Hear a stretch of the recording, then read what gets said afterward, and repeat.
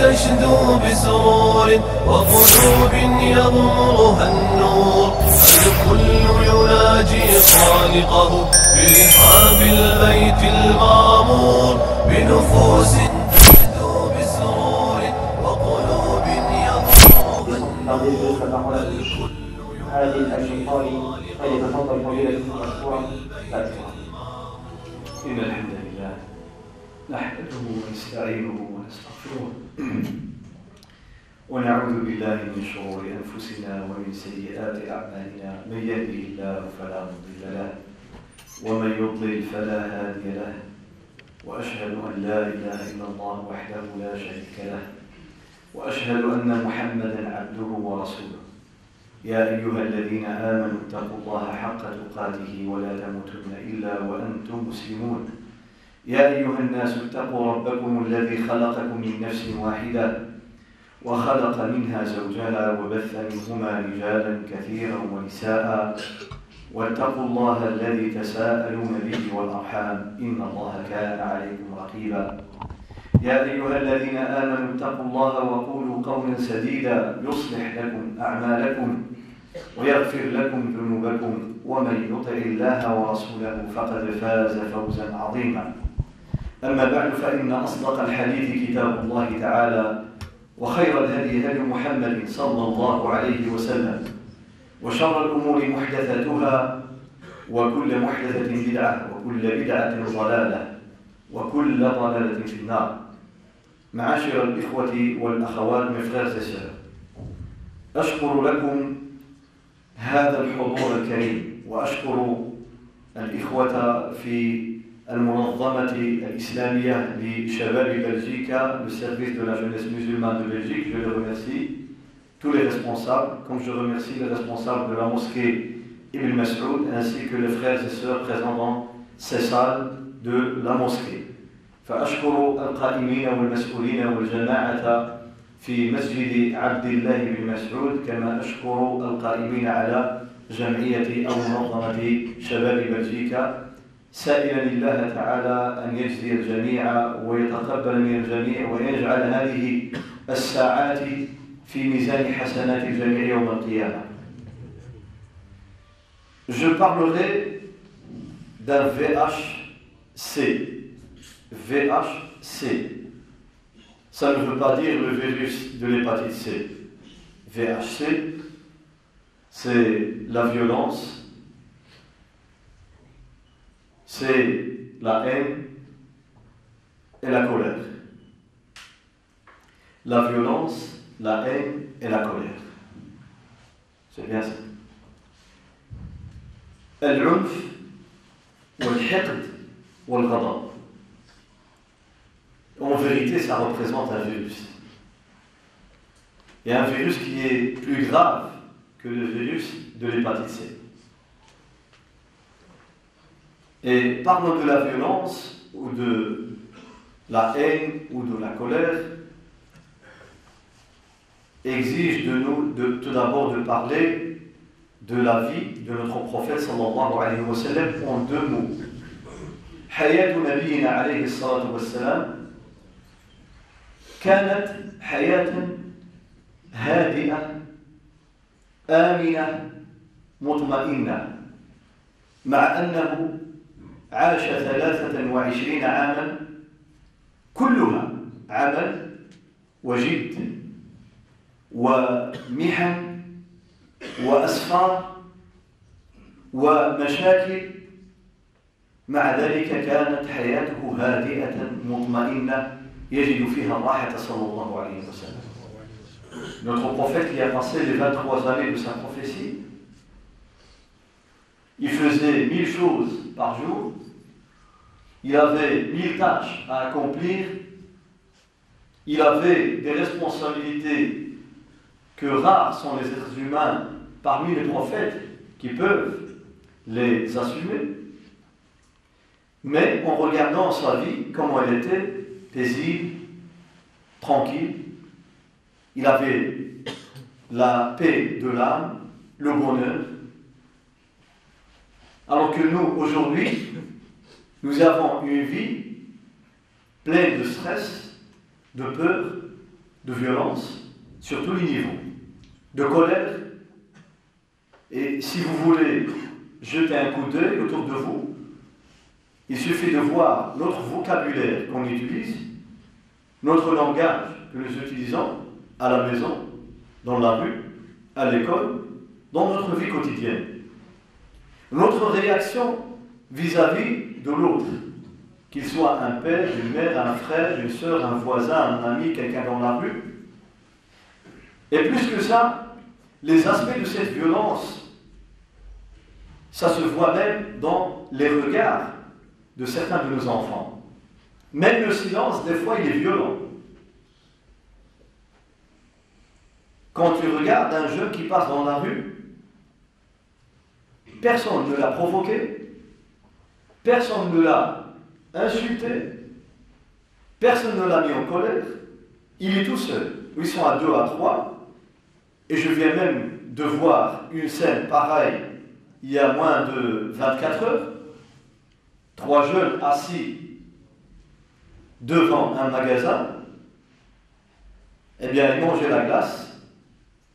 Tout d'un coup, ils se lèvent à 3, en rigolant bien sûr, ils commencent à se taper avec des cartons.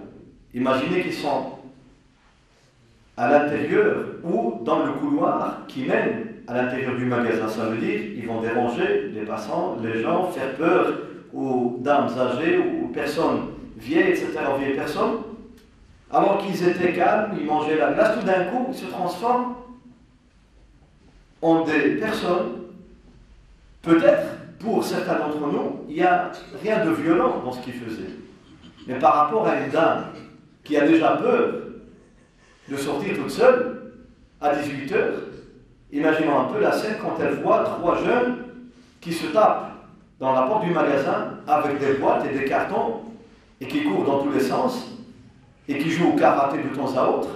Qu'est-ce que ça peut faire pour cette dame qui peut être peut-être ma mère ou ta mère ou ma soeur ou ta soeur ou n'importe qui.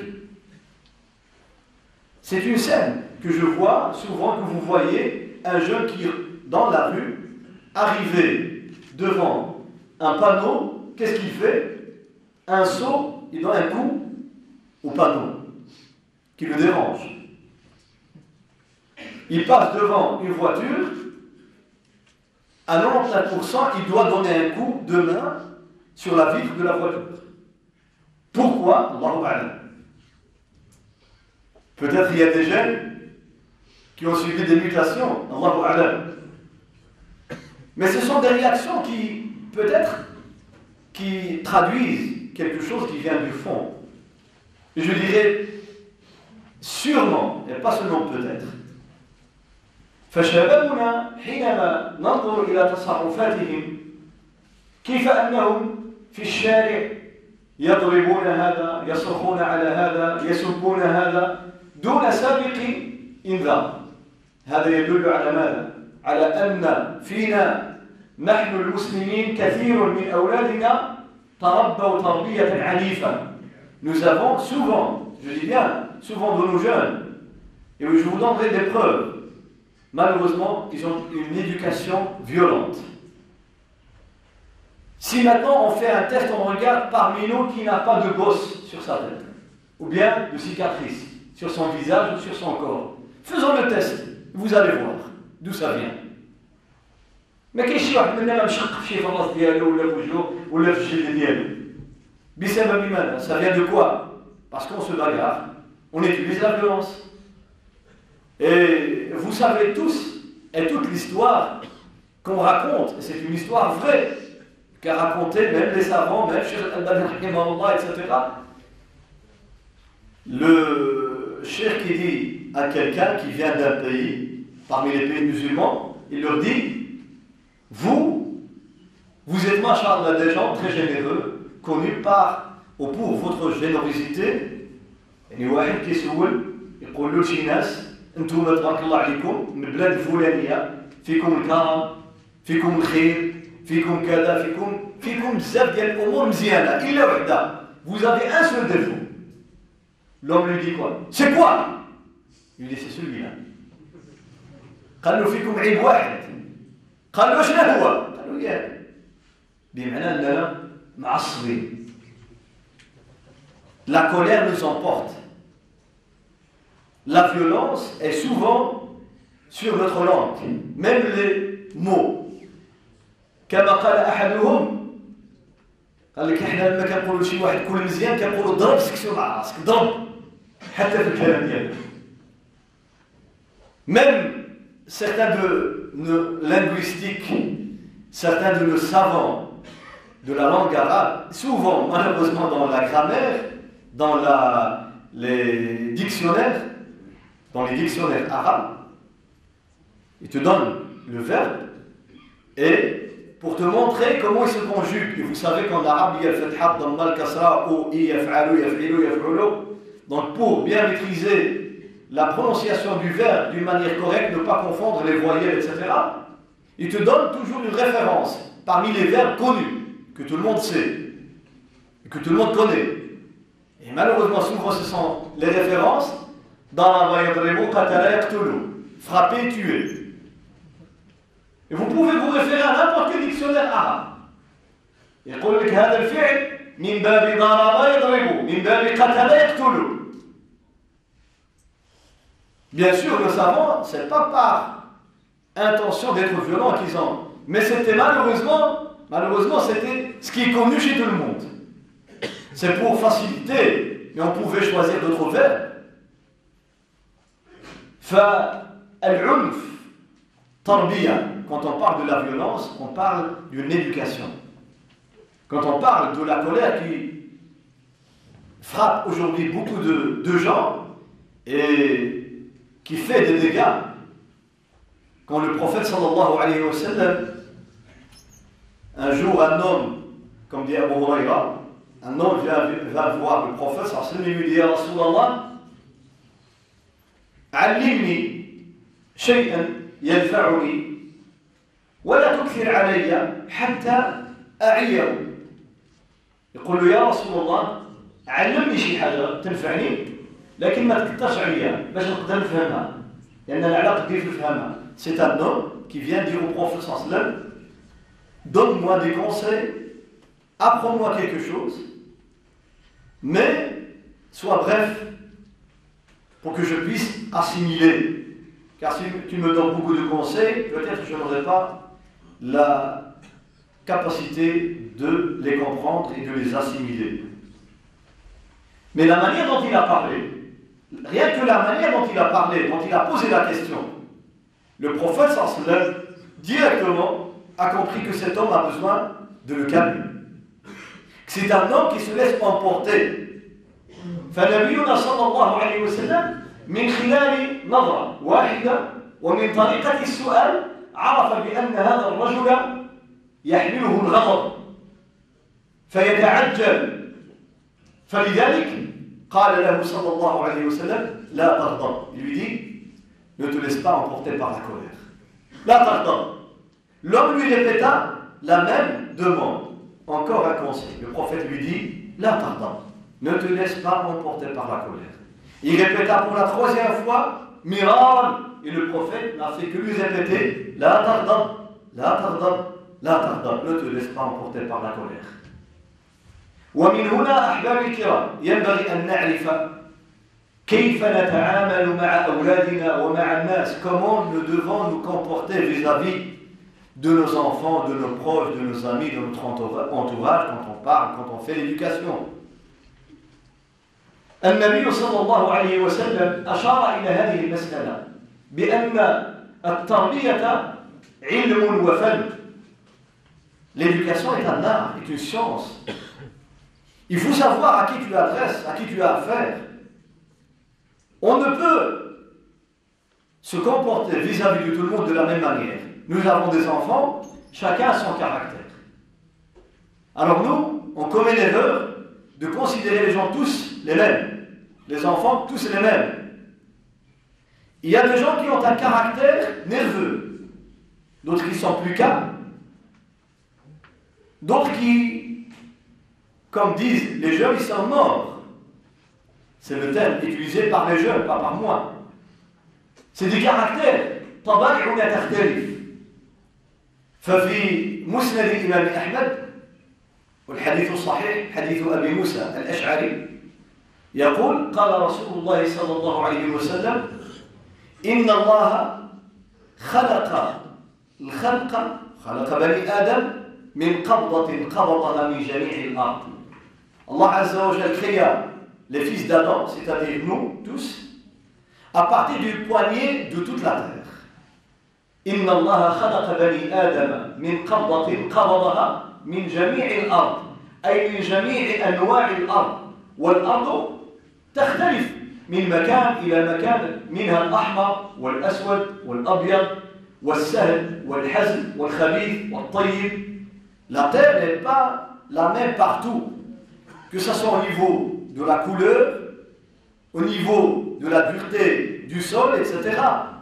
فقال صلى الله عليه وسلم إن الله خلق بني آدم من قبضة قبضها من جميع الأرض فجاء بنو آدم على قدر الأرض جاء منهم الأبيض والأحمر والأسود وبين ذلك والخبيث والطيب والسهل والحزن وبين ذلك.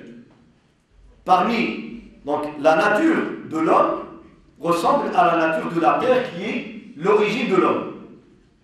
Il y a des hommes qui sont bons et d'autres qui sont mauvais. Certains qui sont durs, d'autres qui sont doux et d'autres qui sont entre les deux. A dit le prophète sallallahu alayhi wa sallam. Comme au niveau de la couleur, il y a des blancs, il y a des noirs, il y a des jaunes, la peau jaune, etc., la peau rouge. Ça dépend de l'origine de cette personne par rapport à la première création de notre père Adam alayhi salatu wassalam. Donc nous avons à apprendre et nous devons apprendre comment agir vis-à-vis de la personne qui est en face de toi, connaître les caractères. Ibn al-Qayyim rahimahullah nous parle de cette science qui est très importante dans l'éducation, connaître le caractère de chacun. Il dit qu'il y a des gens qui sont emportés par la tentation, par shahwa. بعض الناس غلبت عليهم الشهوة يقول فهم أقرب إلى البهائم. Ils sont plus proches des animaux. وبعض الناس غلب عليهم الغضب. Certains qui sont emportés par une colère excessive. Ils sont plus proches des bêtes féroces. فهم أقرب من السباع الحيوانات المفترسة. يقول وبعض الناس يغلب عليهم الشر. Des gens qui sont emportés par le mal, ils font beaucoup de mal. Ils sont plus proches de qui? De shayatin. يقول هم أقرب من الشياطين. غلب عليهم الشر. Matin, midi, soir, il fait que du mal.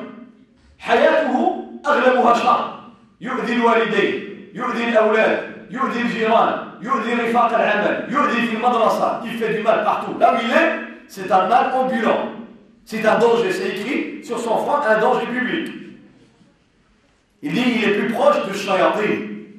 Il y a la quatrième catégorie de gens, ceux qui sont plus vers le bien et pour le bien. Ahlul khayr. Ahlul khayr. Il est à la maison, subhanallah, on sent la paix. À l'école, on voit une personne, un élève, un étudiant éduqué. Il est à la mosquée, il aide.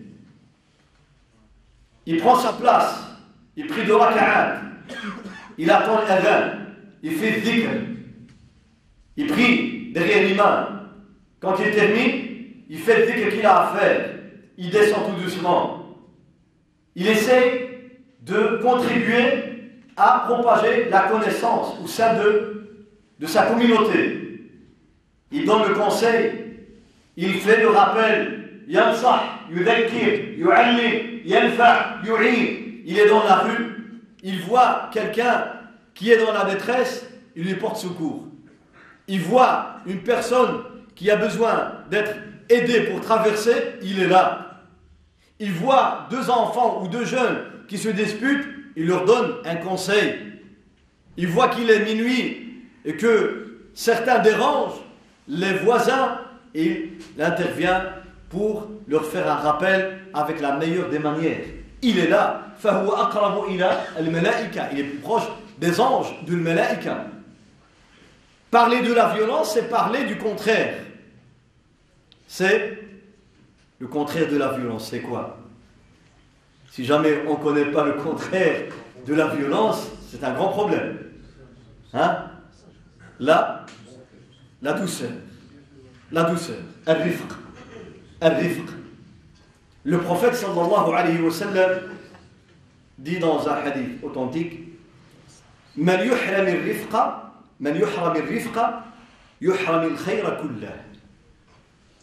Man yuhram, ay man muni'a al-rifq, wa lam yurzaq rifqan fi hayatihi, faqad hurima al-khayra kullah. Celui qui est privé de la douceur, eh bien c'est une personne qui est privée de toutes sortes de biens. Ça veut dire qu'il n'a presque rien de bien. La douceur. إذا أحب الله أهل بيت يقول صلى الله عليه وسلم والحديث في صحيح الجامع أدخل عليهم الرفق. الله إذا أحب أسرة عائلة أهل بيت, التعبير العربي أهل بيت. Si Allah aime un couple, une famille, un foyer, qu'est-ce qu'il leur donne? La douceur. الرفق. أدخل عليهم الرفق.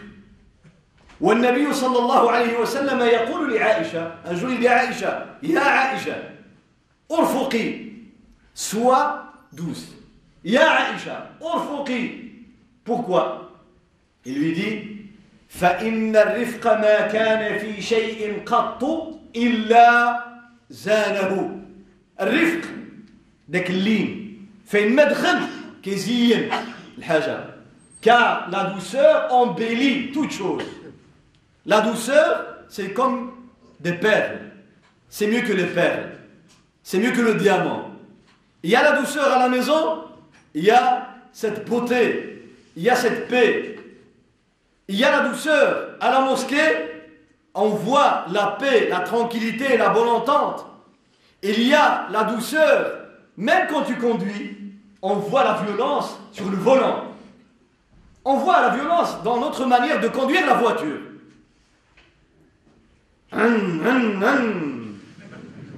Le feu là encore rouge.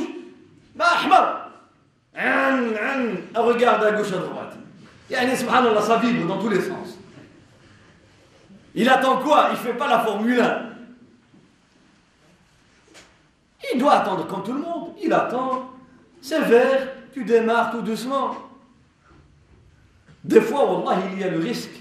Le risque, il est tellement grand que tu risques de tuer une personne.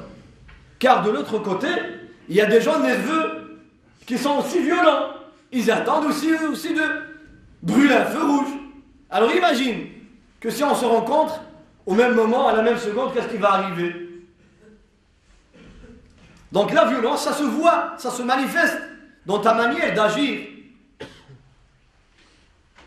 Et j'ai dit plein de fois aux frères, l'expérience, faites l'expérience, quand tu as devant toi quelqu'un, eh bien, essaie de klaxonner, fais-le exprès, faites le test.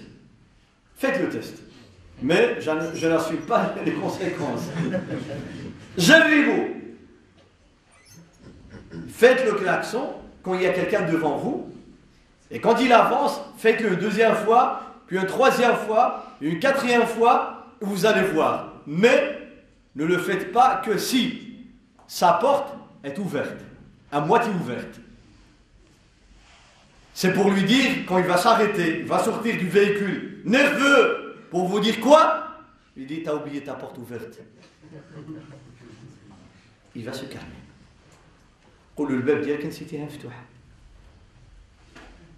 La première réaction, c'est la violence. Il va sortir, nerveux, les mains en l'air, pas comme ça. Hein? Il veut te frapper. Et tu lui dis, Allah yajzik bi khayr, s'il te plaît, ta porte, elle est ouverte. Donc, nous avons une violence dans nos actes, les paroles, l'éducation, la manière même, comme j'ai dit, même nos regards. Même nos regards.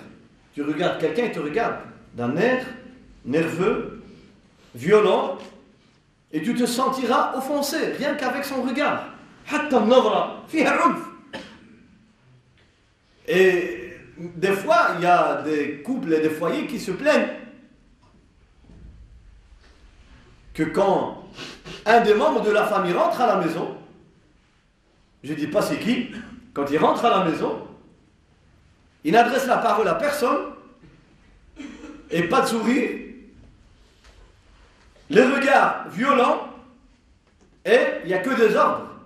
Fais, donne, apporte, dépose, sort, rentre dans le lit, que des ordres, et violemment. Nabiyuna sallallahu alayhi wa sallam, comme j'ai dit, sa vie était pleine de responsabilités, mais Jarir ibn Abdillah al-Bajali nous rapporte et nous résume le comportement qu'avait le prophète sallallahu alayhi wa sallam. Parce qu'il est rapporté dans un hadith, comme quoi le prophète était très souvent triste. Le hadith, il est faible, les savants de la tradition disent qu'il n'a rien d'authentique. C'est tout à fait le contraire. Jarir ibn Abdillah al-Bajali يقول ما رآني النبي صلى الله عليه وسلم منذ أسلمت إلا تبسم في وجهي صلى الله عليه وسلم. Et chaque fois qu'il me voit, sallallahu alayhi wa sallam, faisait un sourire. Depuis que j'ai embrassé l'islam. Regardez qu'est-ce qu'il a retenu. Cet homme. C'est pour dire aussi à nos frères et sœurs qui sont musulmans de souche ou qui se sont convertis à l'islam, vous avez et nous avons tous une double responsabilité. Nous vivons dans un pays où nous avons une double responsabilité. C'est donner l'exemple d'un bon musulman aussi. Le compagnon, qu'est-ce qu'il a retenu après sa conversion à l'islam? Les sourires du prophète sallallahu alayhi wa sallam. إنما حفظه هذا الصحابي من أفعال النبي صلى الله عليه وسلم ابتسامة الرسول صلى الله عليه وسلم. فالعنف لا يأتي بخير كما قال صلى الله عليه وسلم ما كان الرفق في شيء إلا زانه وما نزع من شيء قط إلا شانه. يوسخ. Là où il n'y a pas la douceur, eh bien, on sent les dégâts, les problèmes, la colère, la violence, la haine sont liées. Car la colère engendre dans le cœur la haine, la jalousie. إن الغضب يؤدي إلى ولادة الحقد في قلب الإنسان والحسد بسبب الغضب. وكذلك يؤدي إلى ظهور السب والشتم على اللسان والضرب وسفك الدماء على الجوارح. La colère, elle engendre quoi? Des actes violents, frapper, tuer, casser, des paroles violentes, insulter. Et même dans le cœur, la haine et la jalousie et autres. بسبب الغضب. سيدنا موسى عليه الصلاة والسلام في حالة غضب ماذا فعل؟ Le prophète, le grand prophète Moïse عليه السلام, dans un moment de colère, il a jeté les tablettes, la Torah.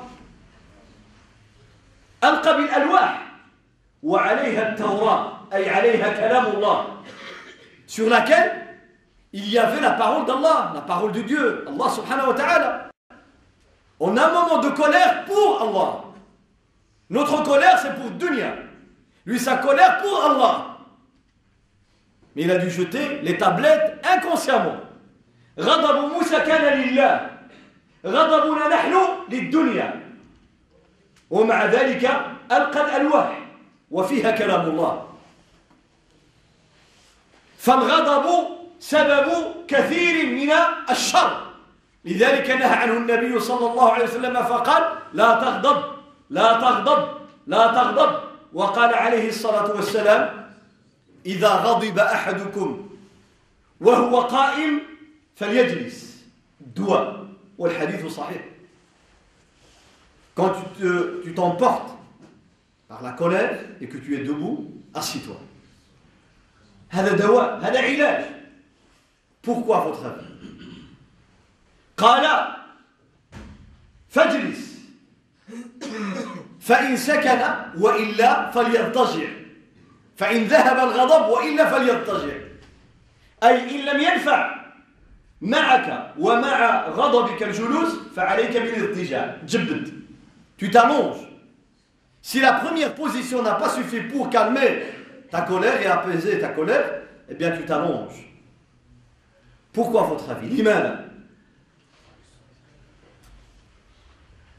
يقول علماء الطب, les médecins disent que la glande surrénale عندنا واحد الغدة فوق الكلية والكلية, يقال الكلية والكلية, qui sécrète l'adrénaline, donc deux sortes. قالوا الإنسان إذا كان واقفا, quand tu es debout, il y a une triple sécrétion de cette adrénaline. Et quand tu es en colère, encore plus. On sait que c'est à cause de l'adrénaline que les battements du cœur augmentent. La vitesse augmente.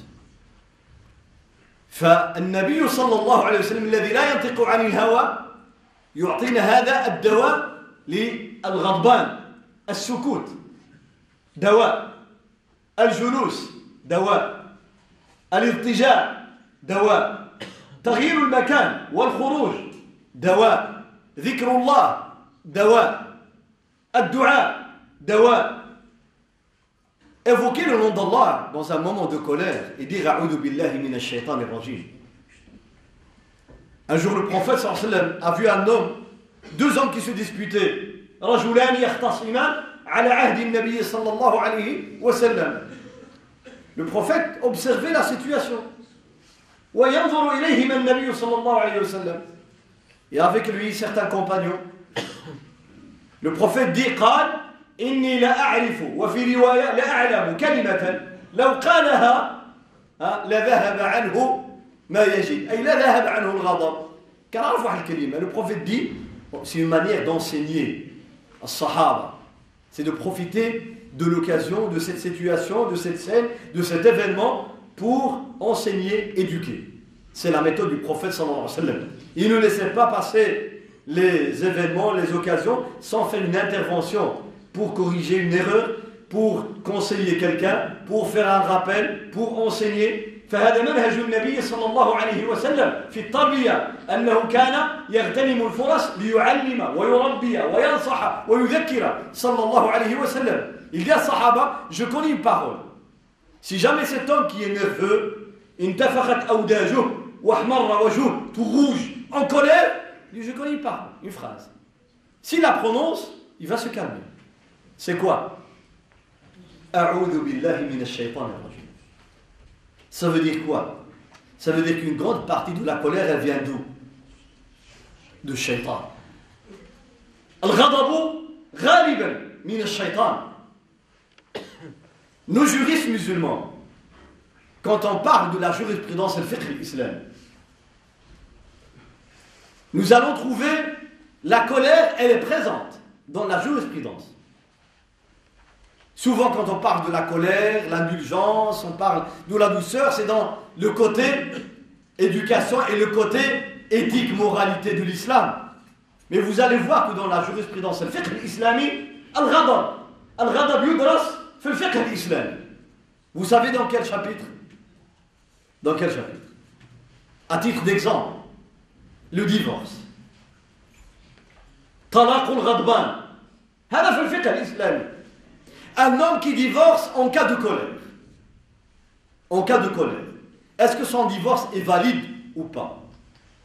C'est dans la jurisprudence musulmane. Bien sûr, nos juristes, rahimahumullah, disent que la colère est de trois sortes. Al-ghadabu thalathatu anwa'. Qassamu al-ghadab. Pourquoi? Parce qu'il n'y a pas un homme qui divorce, une femme qui demande le divorce, tout en étant Machallah, tranquille, une tasse de café dans la main, il dit je te divorce. Souvent c'est en cas de colère.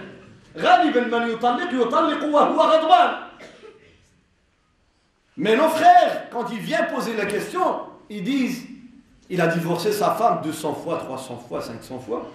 Il vient et te dit Wallah, j'étais en cas de colère.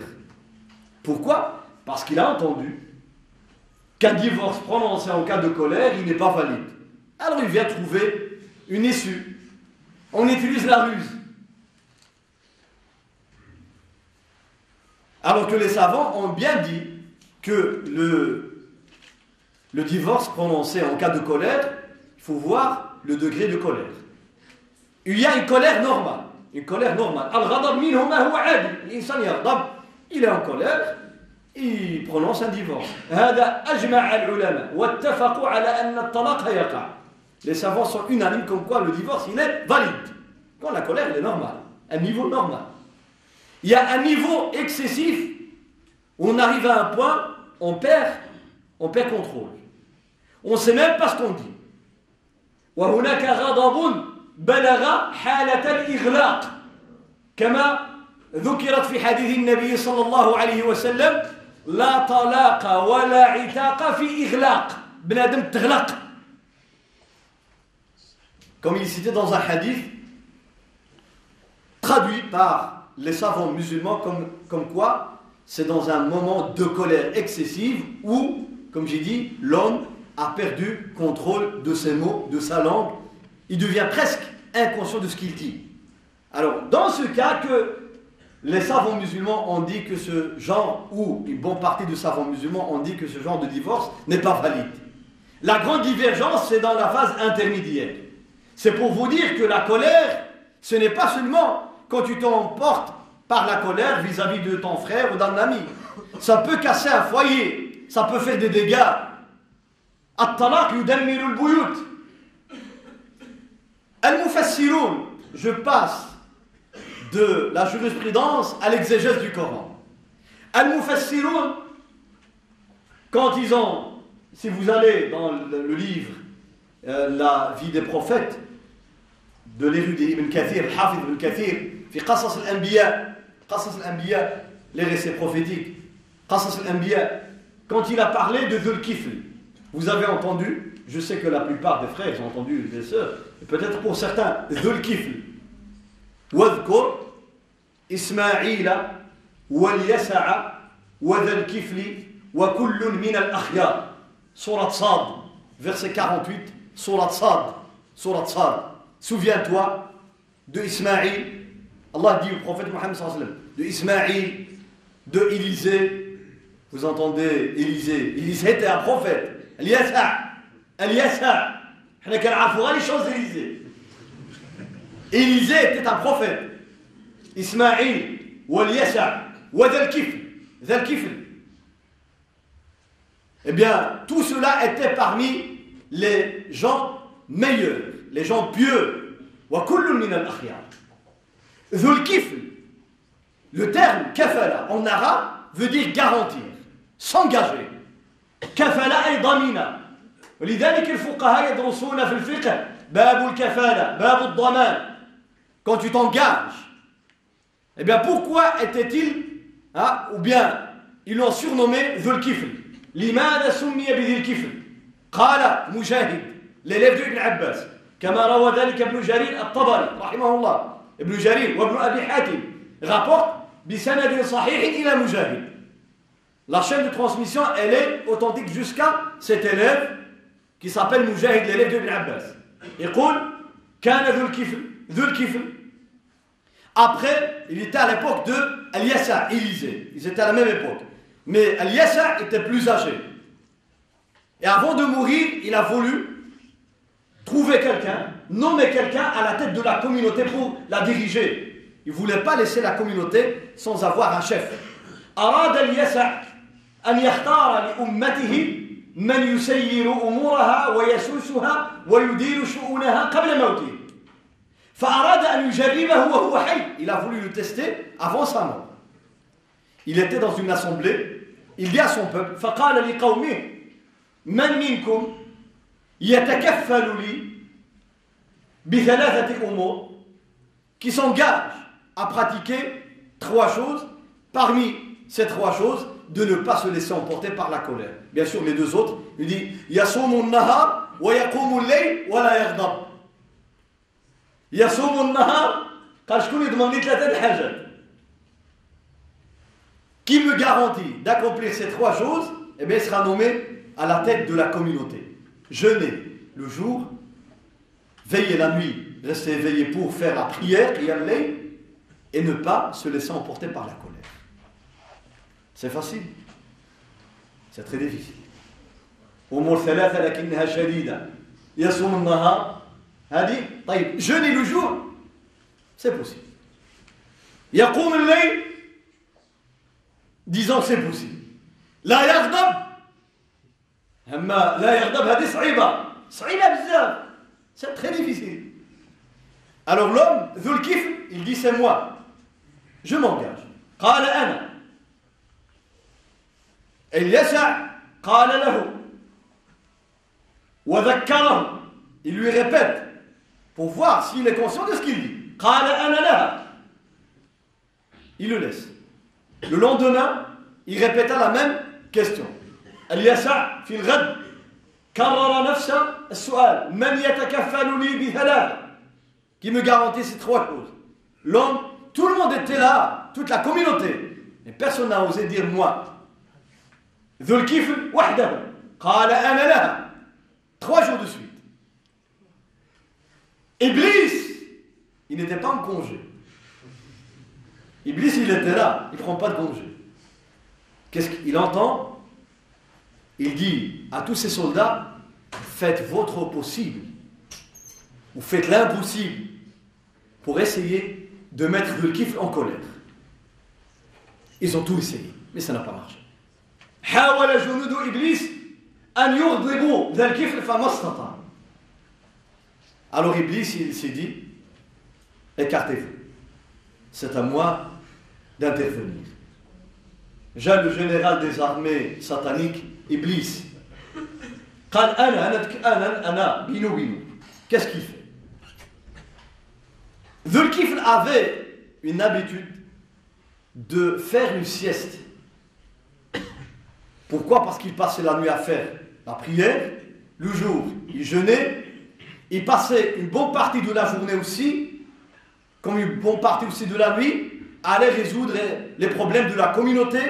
Il s'installait dans son conseil, avec le conseil de sa communauté, pour gérer les affaires, les conflits, etc.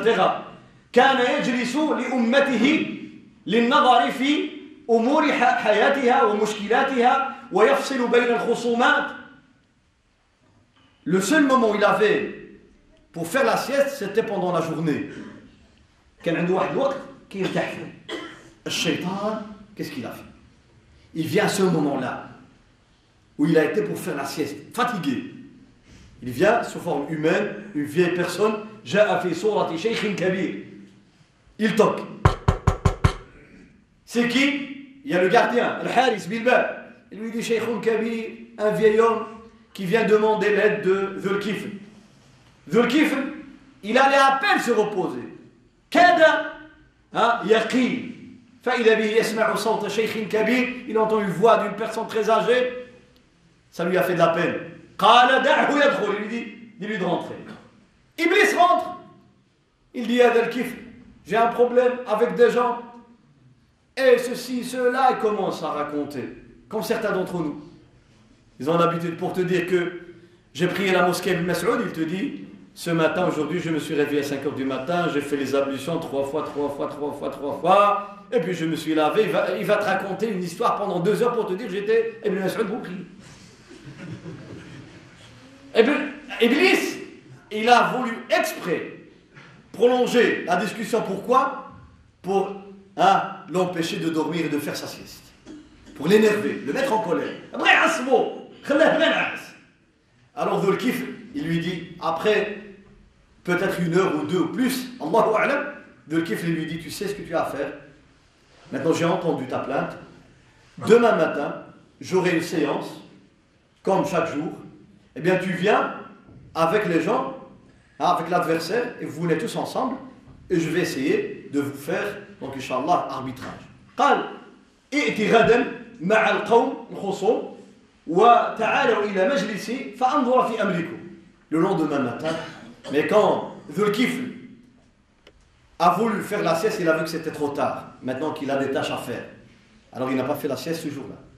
Le lendemain matin, il va dans sa salle de réunion, il attend. Il entend Iblis, un cheikh kabir, il attend, il n'est pas venu. Il regarde, il demande aux gens, un homme âgé, une vieille personne est venue hier. Il dit, on n'a pas vu. L'Abiati.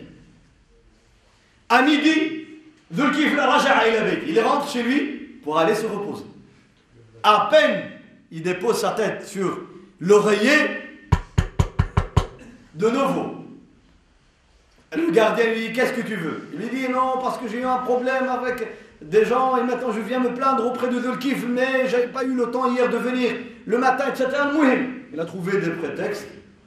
Dhul Kifl lui dit, rentre de nouveau. Il a fait la même chose comme hier. Dhul Kifl lui dit, tu viens le soir dans ma séance. Il n'est pas venu.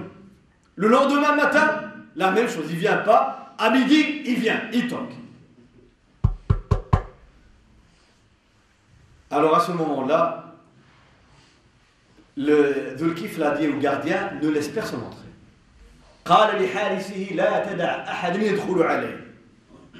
الشيخ Iblis a tout essayé pour convaincre le gardien, il ne l'a pas laissé. قال أمرت أن لا أدع أحد يدخل. Alors Iblis, qu'est-ce qu'il a fait? Il n'a pas besoin de permission. Il est rentré quand même, un petit trou, il est rentré. Très. Dhul Kifl, tout d'un coup, il voit l'un devant lui. فإذا بالشيطان أمامه. Dhul Kifl va directement chez le gardien. قال ألم أمرك أن لا تدع أحد يدخل. Et je t'ai pas dit d'empêcher tout le monde, de laisser personne entrer. Il dit, c'est ce que j'ai fait. Il n'est pas rentré par cette porte. Dhul Kifl regarde la porte de la pièce où il dort, il voit qu'elle était fermée. فإذا بالباب باب الغرفة التي هو فيها مغلق فعرف بأنه من. Il a su que c'était Iblis. Alors il lui dit, Ya Adu Allah, qu'est-ce que tu cherches? Alors Iblis là, il lui a dit la vérité. Il lui a dit, j'ai tout fait pour te mettre en colère. قال له حاول كل شيء باش نغضبك mais j'ai pas réussi. Chauffe. Nous, est-ce que aujourd'hui nous avons des épreuves comme Dhul Kifl? هل نحن نبتلى كذل كيف؟ أبدا. Pour des petites choses, des couples déchirés, des liens de parenté coupés, des amis qui ne se parlent pas depuis 20 ans. أعرف ناسا قطعوا صلة الأرحام منذ 20 سنة. Pourquoi? La colère. La colère. Et un jour, il m'a énervé et c'est fini. Wanted. Vous savez les wanted. Nabiyuna sallallahu alayhi wa sallam. Cette scène, je ne peux l'oublier. Je l'ai dit la fois passée dans la mosquée, là où je suis, je le répète tout le temps. Imaginez, si vous êtes devant quelqu'un qui vous insulte, qui vous frappe, qui vous casse les dents, qui vous blesse sur la tête, sur les genoux, et qui tue 70 de vos amis, et qui mutile une personne qui vous est très très chère. Et quelqu'un qui vient vous dire, faites dua, qu'Allah guide cet homme qui vous a fait tout ce que je viens de décrire. Qu'est-ce que vous allez faire? لو أن رجلا ضربك وسبك وكسر أسنانك وقتل أحبابك ومزق بطن عمك ماذا تفعل؟ C'est à l'occasion. Qu'est-ce que tu veux faire de cet homme? Sincèrement, c'est à l'occasion. Le minimum, je dis le minimum. Nabiyuna sallallahu alayhi wa sallam, dans la bataille de Uhud, il a été blessé à la tête, aux genoux, sur les joues, sallallahu alayhi wa sallam. Il avait du sang sur son visage, sur sa tête, que Fatima radiallahu anha et Ali radiallahu anha par après ont essayé d'arrêter le sang, et d'en casser. Son oncle, Hamza, vous connaissez tous l'histoire, comment il a été mutilé, 70 sahaba tués, et on vient dire au prophète sallam, faites dua contre Quraysh, dans la bataille, fil ghazwa, ud'u alayhim. Il leva ses mains, sallallahu alayhi wa sallam, il dit, Allahumma hdi qawmi fa innahum la ya'lamun. Allahumma hdi qawmi, ô Seigneur, guide mon peuple, car ce sont des ignorants. La colère, qu'est-ce qu'elle fait? Aller dans les tribunaux pour voir pourquoi nos couples musulmans se sont-ils divorcés ou ont-ils divorcé? Vous allez voir et comprendre pourquoi. Il n'y a pas de douceur dans notre vie. Il n'y a pas de douceur dans notre éducation. Il n'y a pas de douceur chez nous, à la maison. Il n'y a pas de douceur ni dans la rue, ni à la mosquée, ni à l'école, ni quoi que ce soit. Que rarement, malheureusement, c'est la réalité. Malheureusement. Sortez maintenant dans la rue, 2 secondes, et vous allez découvrir comment nos frères, nos enfants parlent-ils entre eux. Il n'y a pas moins de 110 décibels. Il n'y a pas. Peut-être 500, 800 décibels. On crie quand on parle. Même à la maison. Au téléphone. Tu prends le téléphone est fait exprès pour que tu parles doucement. Parce que c'est le satellite qui se charge de transmettre la voix. Mais le frère, non. Assalamu alaikum, bonjour, où tu vas alors hein? Et vas-y, où le téléphone? Dépose le téléphone, mon frère. Subhanallah, on ne sait pas parler doucement. On doit apprendre, c'est un exercice. Là, pourquoi j'ai parlé tout d'abord du hadith qui nous parle de notre origine, de notre nature. Être en colère, c'est humain. C'est humain. Être triste, c'est humain. Avoir des moments de colère, de tristesse, de joie, c'est humain. Mais y a-t-il une manière pour remédier à la colère excessive, à la violence? Bien sûr, c'est la foi, c'est la pratique, c'est la prière, c'est le jeûne, c'est le Coran. هل من سبيل للتخلص من الغضب المذموم؟ هل من طريق للتخلص من العنف؟ نعم. الله تعالى dit واستعينوا بالصبر والصلاة. La prière, l'endurance, as-sabr wa as-salat. Nabiyuna sallallahu alayhi wa sallam trouvait la paix dans la prière. Ya Bilal, arihna bis-salat. Trouvez la paix dans la prière.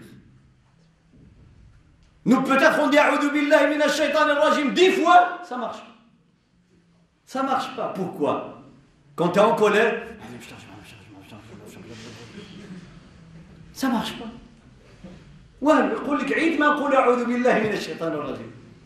Parce que d'un côté, tu dis a'udhu billahi minash shaitanir rajim, de l'autre côté, tu dis shaitan, viens. Tu l'appelles inconsciemment. Parce que Ali ibn Abi Talib radiyallahu anhu, un jour il était en colère contre Fatima radiyallahu anha, son épouse. Qu'est-ce qu'il a fait? Il a été dans la mosquée. Il sort. C'est un moment où il n'a pas su résister. Il est sorti, il est parti dans la mosquée pour se reposer. Puis il revient, calme, on peut discuter, dialoguer. Des fois, nous, qu'est-ce qu'on fait? On dit a'udhu billahi minash shaitanir rajim, mais on se prépare. Un mot de plus, je lui casse les dents. À l'intérieur, ça travaille l'âme, nafs, comme le colloque aujourd'hui parle de nafs. Eh bien, ton âme, tu suggères quoi? Elle te dit vengeance, fierté. C'est quoi ça? T'es pas un homme. La langue dit a'udhu billahi minash shaitanir rajim. Double vitesse. Normalement, tu dis a'udhu billahi minash shaitanir rajim, assis-toi, comme a dit le prophète sallallahu alayhi wa sallam. Pars, va faire les ablutions. Change de moment, change de position, change même de lieu. Après, quand tu seras calme. Mais malheureusement, dans le couple, quand il y a des problèmes, dans une situation pareille, quand l'un des deux est en colère, l'autre lui dit « Non, ne sors pas, reste ici, d'abord on va parler. » Mouchkil est hadith. Subhanallah, c'est quoi ces manières de gérer nos conflits conjugaux? Dans un moment de colère, il faut apaiser les choses, il faut calmer les choses, il faut changer. Attendre que par après, alhamdoulilah, tu vas chez tes amis, la sœur, elle appelle sa sœur, son amie, elle téléphone, elle prend le Coran un peu, lui aussi, quand on est calme, apporte un cadeau, mets-le sur la table, lui dis viens, maintenant on va dialoguer, on va discuter. Et il se peut que rien que le fait de changer de lieu. Wallah, souvent ça résout tous les problèmes. Car quand tu vas changer de lieu, de situation, de circonstances, peut-être il suffit de rencontrer un frère ou quelqu'un qui va te dire « Yahri, qu'est-ce que tu as? Je vois que tu es en colère, qu'est-ce qui se passe ?» Je dis « Wallah, des problèmes dans la maison. » Je dis « Viens, prends un café. » Je dis « Subhanallah, prends un cadeau. Va maintenant, appelle ton épouse, tu lui dis que j'arrive. Hein? Je prends le cadeau, tu vas, tu lui dis « Oublie tout, c'est de ma faute. Salam alaikum wa rahmatullah. » Moi, une fois, j'ai assisté dans un conflit conjugal, un frère et une sœur. Subhanallah. La faute, c'était la faute du frère. Mais la sœur était nerveuse. Quel est le moteur qui est le plus nerveux parmi les moteurs des voitures? Hein? Porsche. La sœur, elle était une bombe, comme on dit. Une boule de nerfs, subhanallah. Alors que c'est elle qui avait raison. Le frère reconnaît. Le frère, il était assis sur un siège comme ça. Et j'ai dit à ce frère, oui, c'est quoi le problème? Il m'a raconté, la sœur, elle a raconté. Et lui, il avait tort. Mais il parle doucement. Elle crie. Elle engueule son mari. Tu as fait, tu es ceci, cela. Moi, il marque tout le dictionnaire. Et lui, il est là. Calme. Moi, je t'ai dit ça. Non? Moi, je regardais, subhanallah. J'ai dit au frère, je lui dis, quand tu t'énerves, quand je ne suis pas là, quand vous êtes qu'à deux, tête à tête, tu es comme ça? Il me dit oui. Je dis à la sœur, il est comme ça? Elle me dit, c'est ce qui me tue.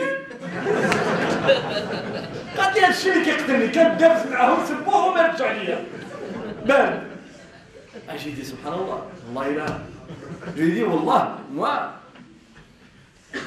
je t'en veux vraiment. Tu es vraiment quelqu'un qui a une grande qualité. Tu as ce calme, cette capacité de retenir ta colère. Wallah ilah, masha'Allah. Wallah, tu as une qualité incroyable. Il ne bouge pas, il est là. Et pourtant, c'est un professeur de karaté. C'est pas la force qui manque. Subhanallah, parce que nous souvent, si on a la force physique, mais il reste une autre force, hein, celle de savoir maîtriser sa colère, comme a dit le prophète sallallahu alayhi wa sallam. Laysa ash-shadidu bis-sur'a, innama ash-shadidu alladhi yamliku nafsahu 'inda al-ghadab. Le plus fort d'entre vous, c'est pas celui, hein, qui fait du judoka ou du judo ou bien les arts martiaux lesquels vous connaissez, hein, l'aïkido. Les vieux, ça c'est des vieux arts martiaux. Un kung fu. Un kung fu c'est plus dense que des fois que karate. Mais subhanallah, retenir sa colère, c'est pas facile. C'est pas donné à tout le monde. Wallah, c'est dur. C'est difficile. Mais essayons tout d'abord d'éviter les causes de la colère. Et là, c'est le rôle des deux partenaires, des deux conjoints. Le mari et la femme, je parle moi du mari et de la femme parce que c'est le centre de la société, centre de la famille, le couple. Essayons tout d'abord d'éviter tout ce qui pourrait engendrer la colère. Et si ça arrive, l'un des deux doit calmer les choses. Si tous les deux, vous êtes nerveux, emportés par la colère, ça va se terminer par des dégâts, par des coups, blessures, ça peut aller même plus loin que ça. Plus loin. Ça peut se terminer par des crimes, par des meurtres, à cause de la colère. C'est un appel, c'est un rappel à mes frères et sœurs de revoir notre langage, de choisir les mots qui sont doux. Il y a des frères et des sœurs qui ne savent pas dire, surtout les maris, ne savent pas dire des belles paroles. Subhanallah, pourquoi? Je ne sais pas. Allah, il ne sait pas dire des belles paroles. Surtout la parole qui ne veut pas sortir, c'est celle qui commence par un J-E. Hein? Vous savez laquelle? Laquelle? Hein? Je t'aime. Ça ne sort pas. Je t'aime, c'est quoi ça? Je t'aime. Moi je lui donne à manger, à boire. Je t'aime en plus. Subhanallah. Il y a un problème, on a sincèrement. Quelqu'un qui a affaire au problème de la communauté. Je ne parle pas que de la communauté musulmane en Belgique. Je parle dans le monde entier. Vous allez voir qu'il y a un sérieux problème d'éducation. Vous vous rappelez l'histoire ou la parole des savants qui ont dit nous avons réussi dans le domaine de l'hadith, nous avons réussi le travail de séparer les hadiths authentiques des hadiths qui ne le sont pas, mais il y a encore un grand effort à faire au niveau de tarbiya. At-tasfiya, ça a réussi, mais at-tarbiya, il y a encore un grand problème. Il y a encore un grand problème au niveau de l'éducation.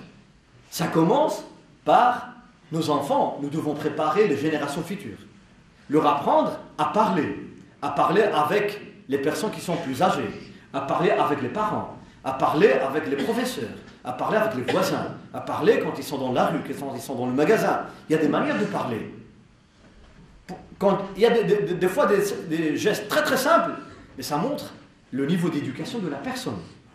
Quand tu rentres dans le magasin, tu jettes le billet de 5 € comme ça sur la caisse, ça veut tout dire. Ça veut tout dire. Ça veut dire beaucoup de choses aussi. Quand tu vas à l'école et tu rentres, la première chose que tu fais, tu claques la porte, ça veut dire beaucoup de choses. Je sais bien des fois que c'est des enfants, c'est des jeunes, mais il faut corriger nos erreurs. Nous devons reconnaître tout d'abord qu'il y a un grand travail. Je me rappelle qu'un cheikh, une fois, il a dit la même parole.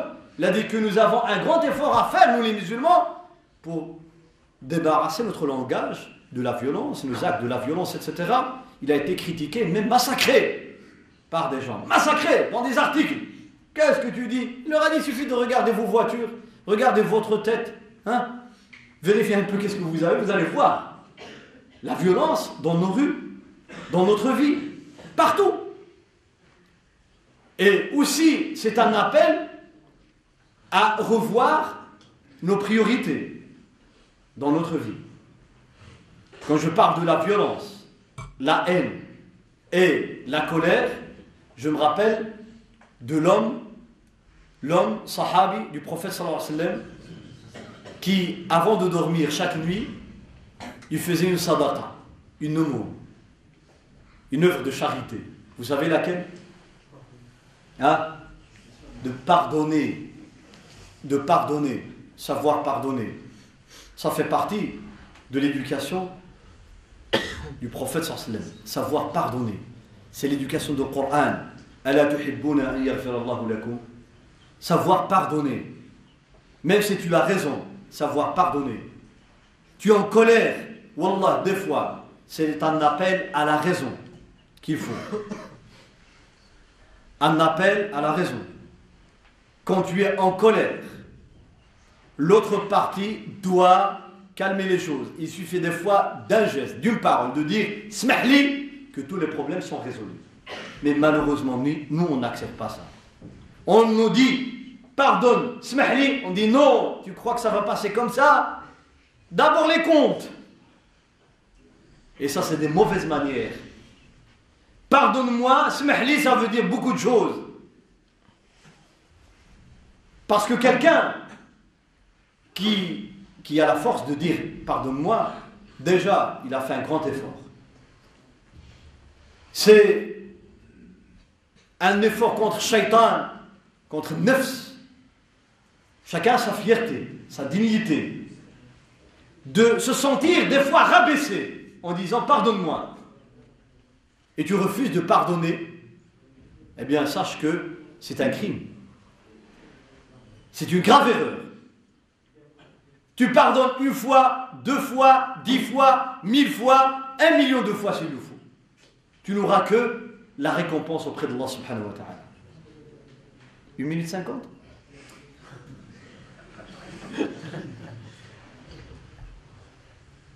Je vais résumer ce que je devais dire, Inch'Allah subhanahu wa ta'ala. En vérité, ce genre de rencontre qui parle des sujets si importants, des sujets qui traitent des maladies du cœur, des maladies de l'âme, des remèdes, ce sont les sujets ou des sujets parmi les plus importants à traiter de notre époque. Car nous vivons à une époque où chacun de nous a des problèmes.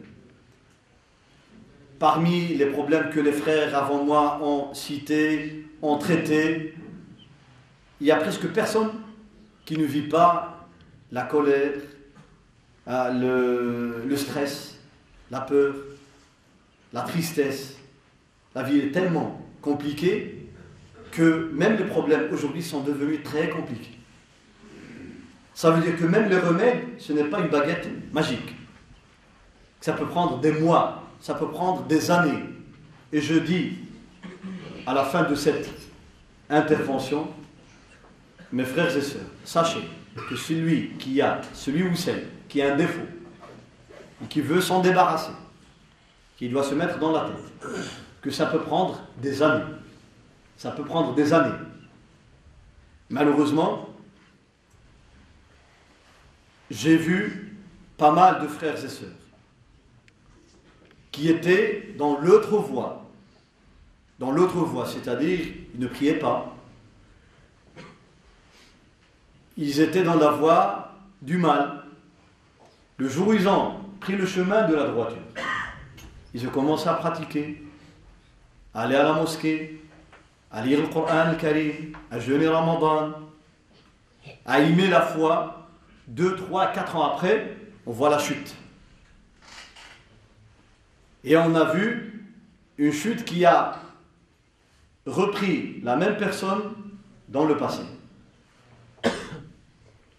La même personne qui était dans le passé, dans le mauvais chemin, elle prie toujours, mais tous les défauts du passé ressortent de nouveau, qui apparaissent. Un simple exemple, un mur, quand il commence à faire sortir de l'humidité, ça veut dire qu'il y a un problème à l'intérieur qu'il faut traiter. Vous pouvez mettre une belle peinture, une belle couleur, des panneaux, tout ce que vous voulez. Après 2-3 ans, vous allez revoir de nouveau la moisissure, l'humidité, les traces, les taches qui ressortent. Pourquoi ? Parce qu'on n'a pas encore traité la source du problème. Mes frères et sœurs pratiquants, si vous voulez, et si nous voulons tous nous débarrasser de toutes ces maladies, il faut travailler sur le fond. Travailler sur l'âme, le cœur. ألا وإن في الجسد مضغة إذا صلحت صلح الجسد كله وإذا فسدت فسد الجسد كله ألا وهي القلب. Le cœur, l'âme. Allah subhanahu wa ta'ala, dans un passage, et je termine, nous décrit et les problèmes, et la nature de l'homme, et les remèdes, en disant إن الإنسان خلق هلوعا إذا مسه الشر جزوعا وإذا مسه الخير منوعا إلا المصلين. L'homme a été créé inquiet, instable, car il est soumis à beaucoup de choses, à beaucoup de pression. Il est instable. إذا مسه الشر جزوعا. Quand il est touché par le malheur, eh bien, il est abattu. Et quand il est touché par le bonheur, il est refuseur. Quand il a l'argent, il ne donne pas un centime. Quand il a un problème, il perd la tête. Cette instabilité fait partie de la nature humaine. La solution, Allah dit, إِلَّا الْمُصَلِّينَ, sauf ceux qui sont assidus dans leur prière, dans leur pratique. Les gens qui savent pourquoi pratiquent-ils, pourquoi vont-ils à la mosquée, qu'est-ce que Allah attend de nous, qu'est-ce que nous avons comme devoir envers nos proches, nous-mêmes, envers Allah, envers le prophète Muhammad sallallahu alayhi wa sallam, envers nos enfants, envers la communauté, envers la société. علينا واجبات واجبات وهي حقوق لله وللنبي صلى الله عليه وسلم، حقوق الوالدين، حقوق الجيران، حقوق المجتمع، حقوق الأمة، حقوق الأولاد، حقوق الآباء، الزوجة، الزوج. Tout cela doit être clair. Et le but principal que tu dois avoir dans toute ta vie, le premier objectif, c'est de gagner l'agrément d'Allah subhanahu wa ta'ala. Tu dois l'avoir tout le temps devant toi. Dans tout ce que tu fais, ce que tu dis, comment tu marches, pourquoi tu es là à la mosquée, pourquoi as-tu fait ceci ou cela, tout ce que tu fais dans ta vie, il doit être pour une seule chose, l'agrément d'Allah subhanahu wa ta'ala. Rida Allah. Qul inna salati wa nusuki wa mahyaya wa mamati lillahi rabbil alamin. Ta vie, toute ta vie doit être pour Allah subhanahu wa ta'ala. Wa sallallahu wa sallam ala Muhammadin wa alihi wa sahbihi. Subhanakallahumma bihamdik. Ashhadu an la ilaha illa anta astaghfiruka wa atubu ilayk. Wassalamu alaykum wa rahmatullahi.